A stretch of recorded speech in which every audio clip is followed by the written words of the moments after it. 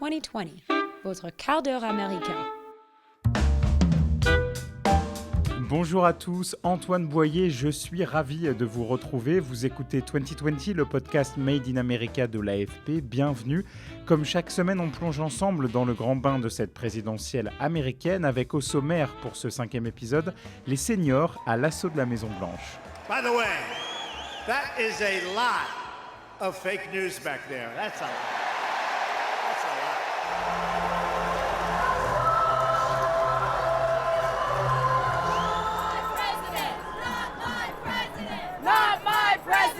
La présidentielle américaine 2020, c'est un peu le club des 5 septuagénaires qui veulent accéder ou rester à la tête de la première puissance mondiale. Donald Trump, le républicain de 73 ans, y réside déjà. Il était la personne la plus âgée à entrer à la Maison-Blanche.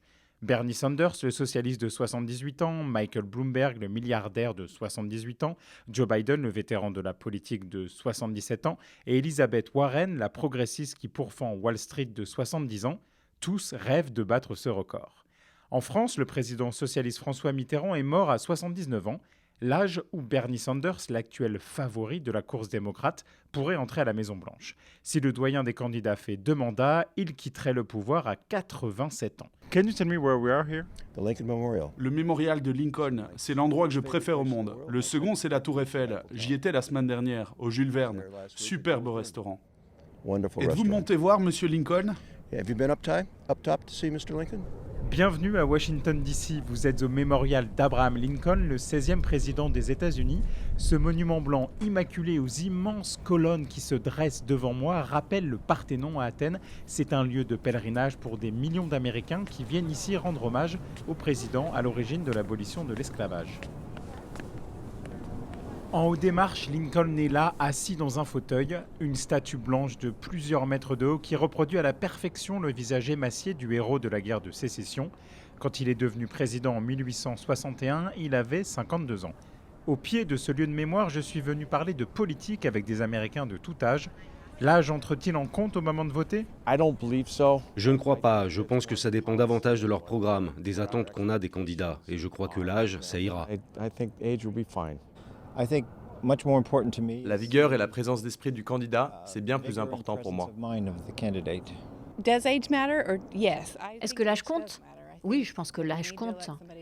Je crois que nous avons besoin d'élire quelqu'un qui pourra rester 8 bonnes années. Et s'ils ont déjà 72 ans, 76 ans, la tâche ne sera pas simple. Dans une certaine mesure, absolument. Je suis un peu blasé des vieux hommes blancs. Je crois qu'on a essayé et cela ne marche pas pour nous en ce moment. Essayons d'autres options. Les Américains semblent partagés entre des candidats âgés mais expérimentés et d'autres qui peuvent compter sur la fougue de leur jeunesse. J'ai demandé à Alan Lichtman, historien à l'American University, si l'âge était un facteur déterminant pour les électeurs. Eh bien, cela n'a pas beaucoup compté pour les Américains puisque nous avons eu des présidents jeunes et âgés. Des présidents âgés comme Eisenhower, Reagan et Trump et des présidents jeunes comme Kennedy, Clinton et Obama. Les seuls présidents qui avaient plus de 70 ans pendant leur mandat étaient Ronald Reagan et Donald Trump.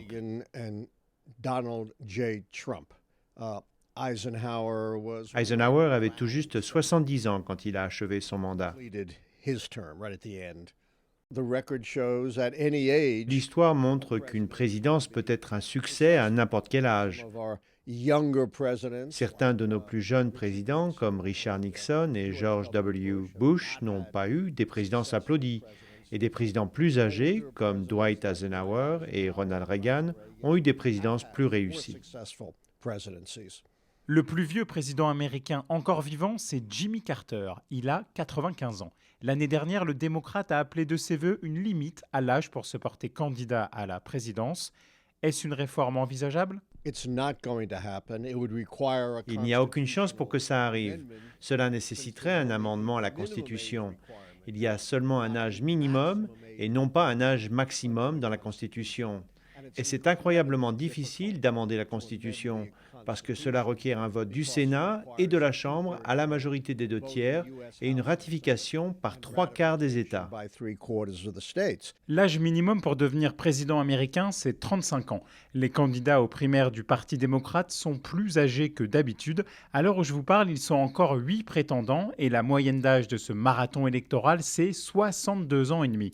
Alors, l'âge a-t-il toujours été un enjeu dans l'histoire des campagnes électorales ? Yes, it has.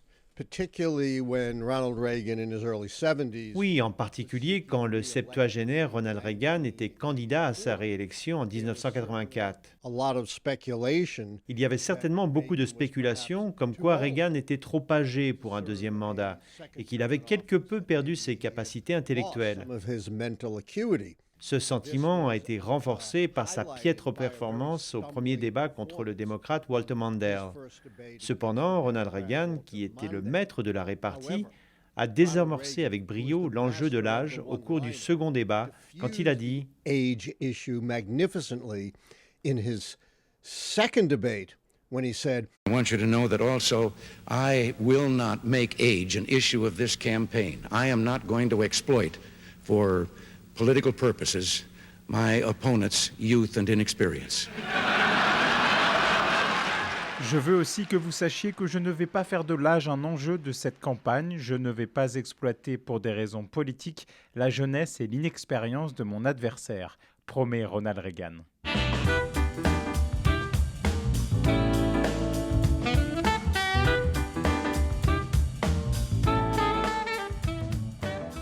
So my name is Louise Aronson. I am a geriatrician, which is a doctor for older people. Louisa Aronson, gériatre et professeure de médecine en Californie, a écrit un ouvrage de référence sur le vieillissement. I think it can matter. L'âge compte vraiment si l'on est très jeune ou très âgé, mais ce qui importe le plus, ce sont les compétences et l'état de santé. Diriger un pays est évidemment un travail très difficile, comme en atteste la rapidité à laquelle les cheveux des présidents deviennent blancs. Et là, vous pensez comme moi à Barack Obama. Quand il entre à la Maison-Blanche à 47 ans, le démocrate n'a pas de cheveux blancs, ou presque.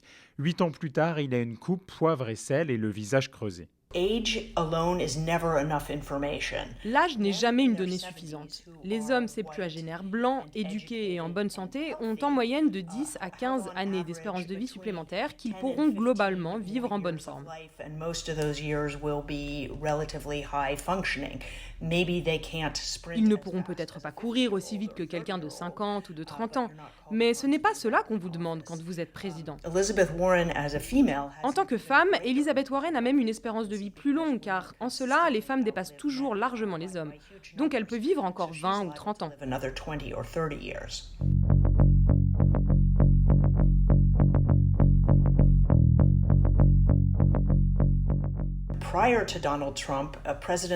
Les présidents avant Donald Trump ont toujours publié l'intégralité de leurs dossiers médicaux. Quand quelqu'un a le doigt sur le bouton nucléaire ou est responsable d'une économie colossale, je pense que les gens ont le droit d'avoir toutes les informations sur leur santé.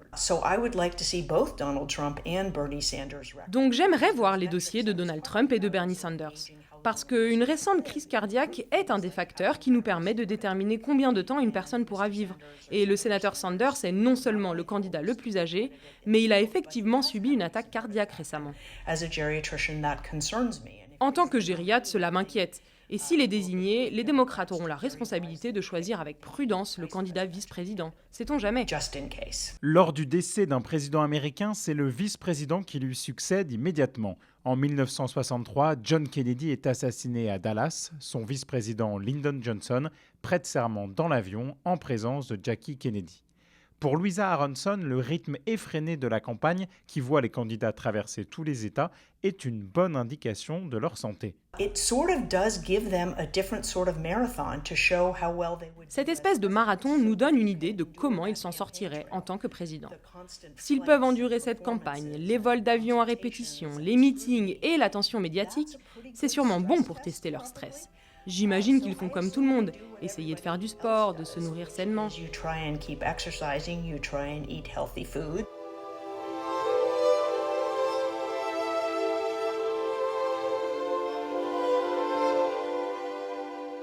Quand Bernie Sanders a subi une crise cardiaque en octobre dernier, beaucoup ont pensé que la campagne du socialiste démocrate s'arrêterait là. J'ai 78 ans. Je plaide coupable. Mais il y a un avantage. Contrairement à tous les gamins à qui je suis opposé, vous pouvez vérifier ce que j'ai accompli depuis longtemps. You can find out that I was talking about gay rights before it was fashionable. Et vous verrez que je parlais des droits des homosexuels bien avant que cela soit tendance. Que je me battais pour la couverture santé universelle avant même que la plupart des gens en aient entendu parler.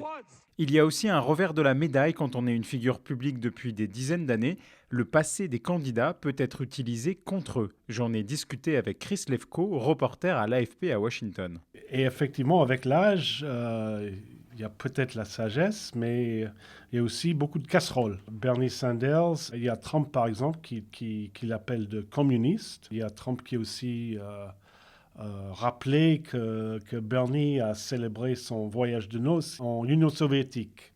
Il y a même de vidéos de Bernie sans chemise après un sauna, en train de chanter des chansons ouvriers avec des camarades soviétiques. De son côté, Joe Biden aime à plaisanter sur ses cheveux, mais l'ancien vice-président de Barack Obama n'a, pour l'instant, pas trouvé la formule magique pour rassurer sur son âge, contrairement à Ronald Reagan.